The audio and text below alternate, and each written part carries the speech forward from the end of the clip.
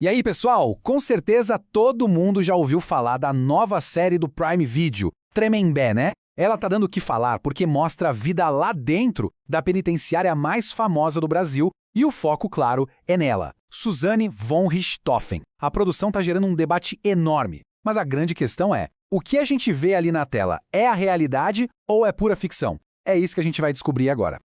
Pois é, essa é a pergunta de $1 milhão, né? E para responder, a gente foi fundo. A gente mergulhou em fontes sérias como o livro Assassina e Manipuladora e várias reportagens para conseguir separar o que é fato do que é, digamos, licença poética da série. O lance aqui é tentar entender quem é a Suzane de verdade, muito além do personagem que a gente vê na TV.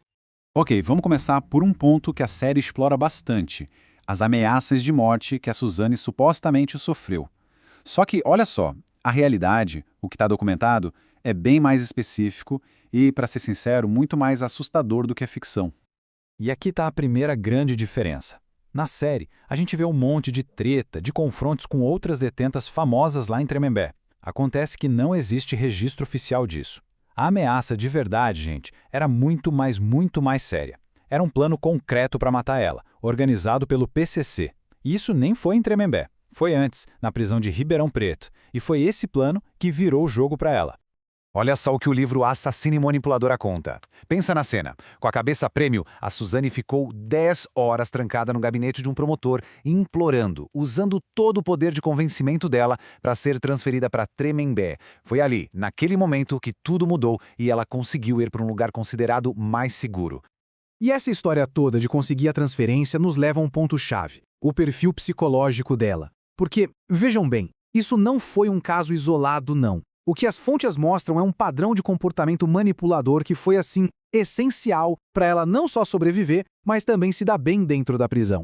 E aqui a gente chega no X da questão. Vários laudos psicológicos, incluindo aquele famoso teste das manchas de tinta, o Rorschach, apontaram a mesma coisa. O diagnóstico dela é de personalidade limítrofe, o que a gente conhece mais como borderline, e com traços bem fortes de narcisismo. E bom, esse diagnóstico ajuda a gente a entender muita coisa, principalmente as ações frias e calculistas dela.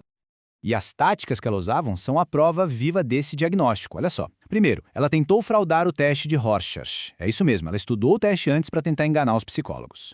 Segundo, ela usou o charme dela para cima do médico da prisão e ele acabou alertando ela sobre uma rebelião onde ela era o alvo principal. Já lá em Tremembé, ela basicamente montou um esquadrão de detentas para limpar a cela dela, cuidar do cabelo dela, em troca de favores, claro. E por fim, o caso mais famoso de todos, ela engatou o namoro com a Sandrão, que era uma das chefes ali dentro, tudo para garantir proteção e poder.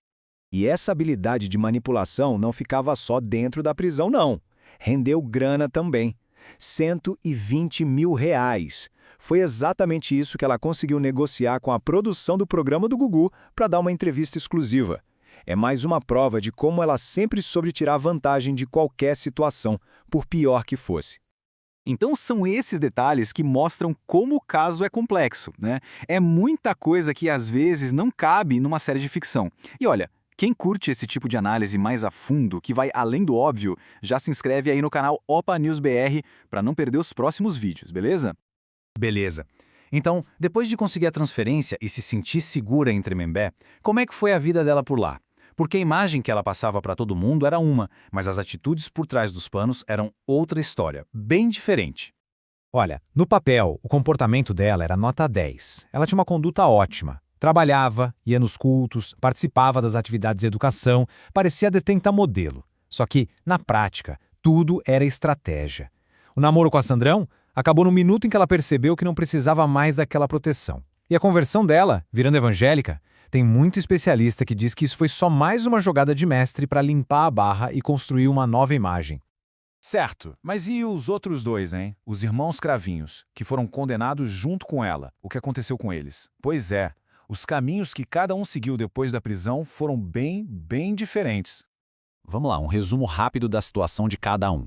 A Suzane, como a gente sabe, cumpriu a pena e hoje está em liberdade, noiva e tudo. Ou Daniel Cravinhos, por outro lado, mudou até de sobrenome, casou e tentou recomeçar a vida. Já o irmão dele, o Christian, se complicou. Ele saiu da cadeia em 2017, mas não demorou muito para ser preso de novo em 2018 por outros rolos. E tudo isso nos traz de volta para aquela pergunta lá do começo. Essas séries, como o Tremembé, São super envolventes, fazem a gente discutir o assunto, o que é ótimo. Mas elas realmente ajudam a gente a entender a complexidade de uma pessoa como a Suzane? Ou será que elas acabam criando um mito, uma personagem que é bem diferente da pessoa real, dos fatos que estão nos documentos? Fica aí a reflexão, né? Bom, a gente espera que essa análise tenha trazido alguns pontos novos para pensar sobre esse caso tão famoso. E para quem quer ver mais investigações como essa, que vão além da superfície, é só se inscrever aqui no canal Opa News BR. A gente se vê na próxima. Até mais!